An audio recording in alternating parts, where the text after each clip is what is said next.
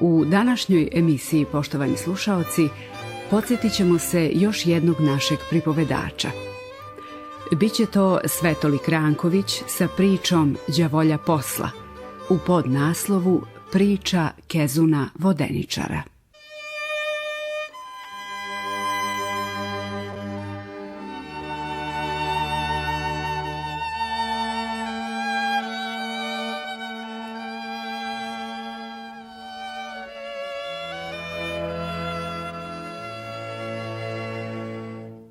Ali što Andrija Đerić ima ćerku, to mislim niđe u svetu nema.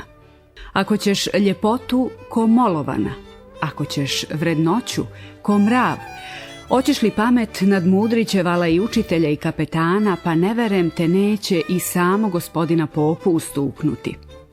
Tražiš li je za ašikovanje, u tome ti je pretekla sve varoške, a hoćeš li đavostva, nije joj ni sam repati budi Bog s nama ravan.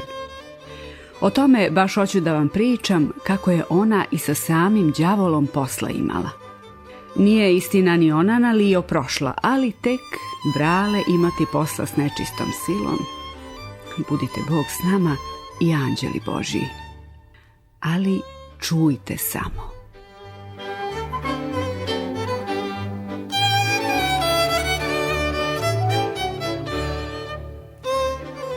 Ovako je to bilo. Okomio se nešto onaj repati na jednu kuću u našem selu, pa nema brate, no ne da danuti. Obrći, okreći od svake ruke, a ja. Čuje ti to Jelica Đerića, pa ti ona jedno veče spremi rogonji tako u poparu, da je po celom selu čitav sat duvao vetar od njegova kijanja. Kažu da se on posle, pošto se iskijao, silac rekao i bozna zorli pripretio Jelici da će joj se kad tad naplatiti, ali ona kažu baš ni abera. Mi već posle ko ljudi raspitu i moli samo da doznamo čime mu doaka, a ja ni opepeliti. Prođe ravna godina. Uda se naša Jela u dobar dom, ali inokosan. Nikog u kući do Mića i nje. Samo što je Mićo bio nekako ne liči na druge. Ono je istina radnik, druga mu nema, bolje od sviju nas, kozbaša, to ti je. Pa na dokolici što ti je znao priča i nako šale, to nema. A što je pusnik bio jak, to vi se ne može kazati. Ali sve to kako se oženi bi i prođe. Pazio je onu Jelicu još devojkom ko dve oči u glavi. Lud, pa to je. A ona baš nakog i tražila. Kad se venčaše, ona uze da komandira i njim i kućom. Bojao se nje kao žive vatre. Ona ga tuče, a on zaurla, pa se busa u prsa, misliš sikirom u bačvu, pa plače ko kiša. A mogo je slobodno vala da je digne na malom prstu. Taki ti je čovek. Kažu, čim osjeti ženu, on izgubi silu.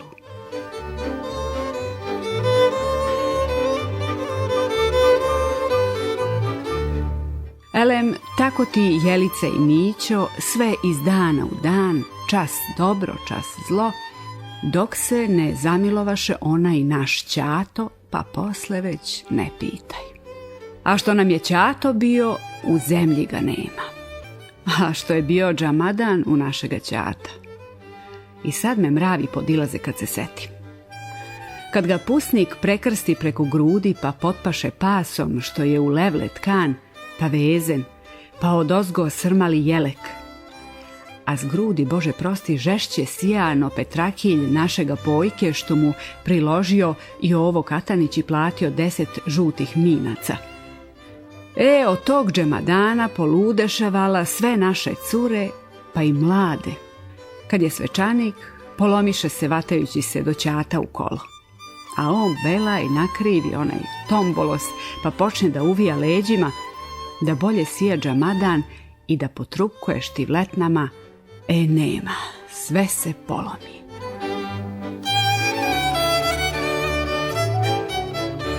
Naredio vele čak gospodin načelnik da predsjednik obuče ćatov džemadan da pokaže vladici kako smo sigurni ljudi. Vala i jesmo. Imamo svega što god hoćeš, samo smo oskudni lebom i mrsom, a već novac nam i ne treba. Naši slabo puše. Elem, znati ćatov džemadan i sam načelnik, a kad on zna, onda je tu već i okrug.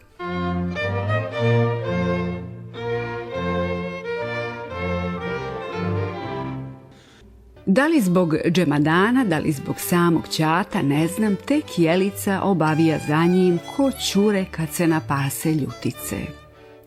A i ćato se vala žesno zagledao u nju. Kud god ide, mora proći pokraj Mićove kuće. Opčinila ga pa da poludi za njom. A Mićo jadan i ne sanja. Ko bi mu kazao, ne bi više znao za vruću proju, pa svet ko svet, pred njim belo, a za njim crnje od ugarka.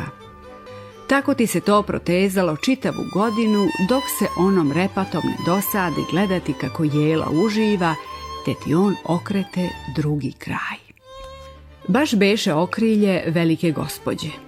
Dole na kiseloj vodi vašar 3 dana. Prvi dan na gospođu već se diglo sve naše selo.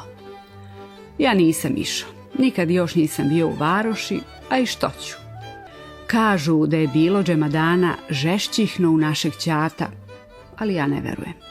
Jelica i ćato kažu sve jedno do drugog igraju, pa tuti se valjade što i dogovarali. Tek sutrada na okrilje Jelica tera Mića u šatru. Znaš, mi nemamo kavane, no tako 2-3 puta u godini.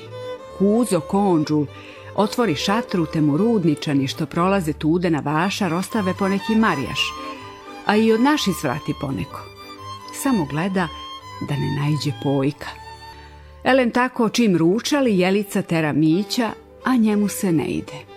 Nema veli para, a ona ti u sanduk pa njemu plus 2 dinar. Jes crkve mi. Moja kuća za pol godine ne potroši onoliko, a ona njemu tura za pol dana. Mićo veseo pa pravce u šatru.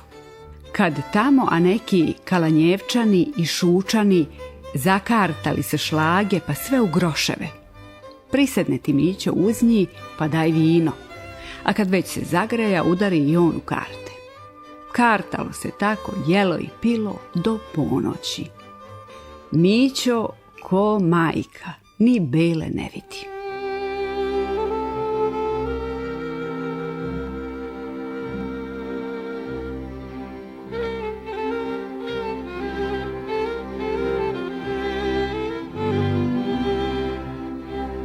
Kad bi oko ponoći, Kuzo vidi nema više ćara. Ni mogu što da piju, ni da jedu, samo se krive i svađaju, on ti pokupi zajru, utuli sveću, pa ajde. Mićo pođe kući. Podupro se batinom, pa ljulja li ljulja. Čas okupi ulevo, pa drž do nizbrdice, pa onda udri udesno nakričke do pod brdo, pa ćeraj napred 10 koraka, đa tamo, đa vamo, to napred, to natrag. Tek ne stoji, no ide. Pa se raščeiflio, pa udario u neke pesme i brojenice, da crkneš od džumbusa. A sve peva Jelici. Malo pa tek, jelo, ženo, diko, morat ćeš me poljubiti. Tako ti on ide i sve jednako peva. I sve lijepo do Paunstene, a tamo već znate šta će da bude. Svi ste čuli za to mesto, jer vele da se otalenkoti ona utvar za ceo svijet. Tamo ti je, brate, i u podne strašno prođe, a u ponoći ne pitaj. Ide ti tako Mićo, moj brate, i sve nešto priča. Pred njim se put čisto bijeli, a mesec ozgor grije kaj sunce. Tako ti on krivelja i broji dok ne dođe baš spram stijenja. Kad tamo ima šta viđeti. Nasred puta onaj nečastivi, budi Bog s nama, čučio ko kuće, podvio rep, pa mrda njim po prašini, a izbekeljaju jezičinu ko ruka da crkneš od strapa, to ti je. Al Mićo ni abera. Nakitio se oni đido pa pravce na njega. Bekelji se ona pogana, krivi se, poskakuje. 300 koje kaki, ko što već on ume. Mićo se zagleda u njega pa ide i govori. Hoćeš bre da se porvemo? I tako ti Mićo napred pa mu stade na rep, a rukama uvati za rogove. Ja kukuli si, majko moja, da vas je samo Bog naneo tude, pa da čujete i vidite što niste mi snili. A Mićo pijan, koji bio. Uvatio anatemu za rep i rogove, pa ga presavio ko lovac lisca, pa zaturio na leđa. Ide tako, pa pjeva. A kad se približio selu, zaveza pa ni beknuti. Da li to navalice ili nako, ne znam, tek zavezao, pa samo meri put desno i levo, a oni na leđima samo se gicka kod viska kad je nose na klanje.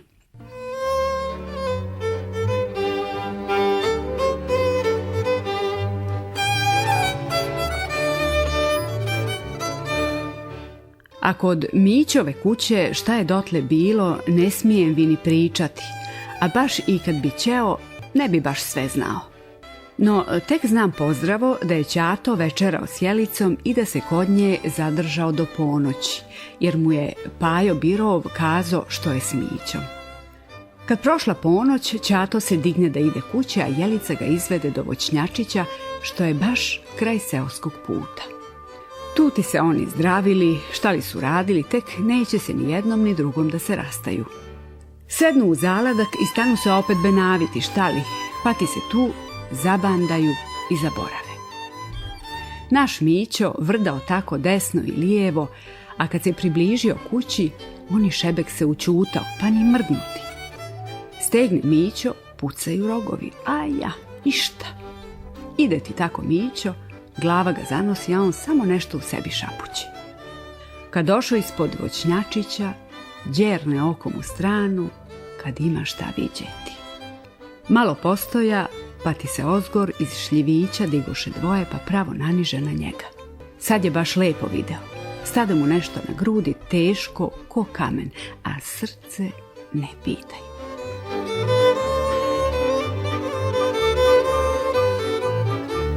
Baš vala, vako se više ne more, veli ćato. Sad moram ići, doći će ti Mićo, ali posle moramo gledati kako ćemo. Ja bez tebe ne živim. More sedi još, neće onaj ludak noćas ni doći, veli mu ona, pa mu se obvija oko vrata i vuče sebi.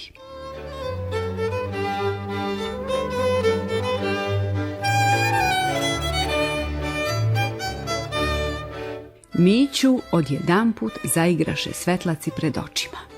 Je li kogođ od vas padao s kola? Znate li kad se zaukću volovi nizbrdo pa navedu na stranu, vi ne osjećate u taj ma ništa, niti vidite, samo tek kanate se izvrću i vi bup. Oko vas sve mrak, vi se polako pribirate, tako i Mićo. Za trenut skide anatemu, pa s njim džipi pred ono dvoje. Nasta gužva, pa jauki, stenjanje, žešćeno što priča naš Pojka da će biti tamo u paklu. Mićo uzo sve troje podase, pa gnjavi ko mešaja pogaču. On je ozdo stenju, a đavo skiči ko miš u gvožđicama, pa od žesna zora ščepa zubma za ćatov džemadan.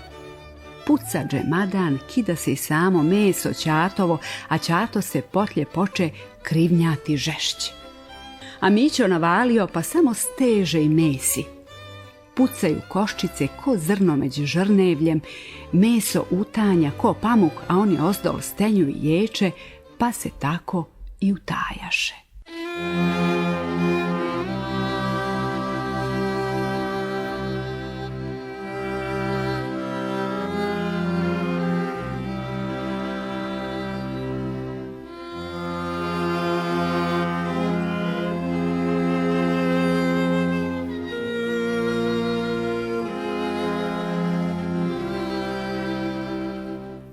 Putuje mesec sve niže i niže, nestade one zvijezde što mi zimi izgrijeva svakad nad Vulićevićima, a ljeti nad Vaganom, a to ti je siguran sat.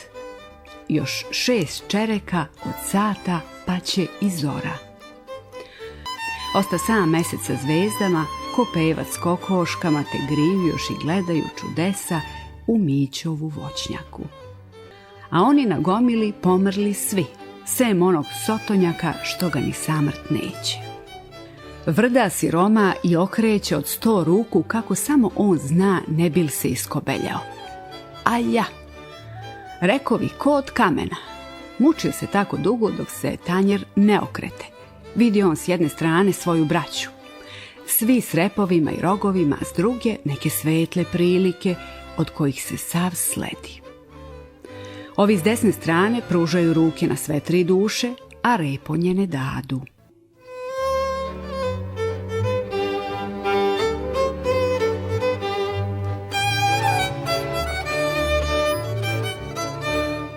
A mesec već sav poblijedio, zvezde se utuliše. Tek poneka veća zvijezdica što sine ko žeravica, kad se po njoj stane por vatati, pa opet pobeli. Otud iza bukovika bijeli se nebo, a petlovi oglasiše. Oni oko gomile nikako da se pogode. Dok će se tako oni ispod Mića nečemu dosetiti, pa kaza nešto svojima. Jedva se setiše njega i na jedvite jade izvukoše ga polumrtva. On se otrese pa poče. Ama šta veli, vi se još niste pogodili? Pa nemojte se ni pogađati. Duše još nisu uzete od njih, pa ajde da ih ostavimo ovako, nek još žive, pa poslije ili će se sasvijem prodobriti i doći vama svi 3, ili će se svi okrenuti na našu stranu. I što da vi duljim još, kad ostalo znate, vidjeli ste ćatovu bruku i belaj. Oplaka smo svi za nakim krasnim džemadanom, a ćatu već žalije njegano mesa što mu sve iskaišano i isparčano, pa kune Mića. Ajde veli što me kla zubma ne žalim, ali što mu skrivi moj džemadan. I posle se već niko više nije ćata bojao, mekši bolan od pamuka, a Jelica ne pitaj. Trepti more pred onim Mićom ko pred samim Bogom, pa on okom, a ona skokom, nema noveze. A oni sotonjak kad gođ preleti preko našeg sela kine. Trese se sve selo, čude se svi ljudi, a ja jok. Zar ja vodeničar, pa da ne znam ta posla?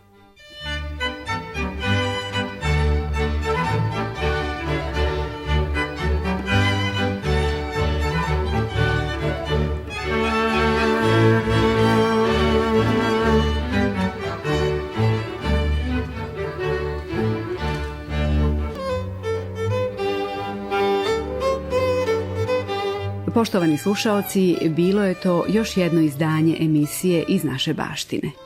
Tonska obrada i montaža Zoran Cvetković. Autor i voditelj Dušica Popović.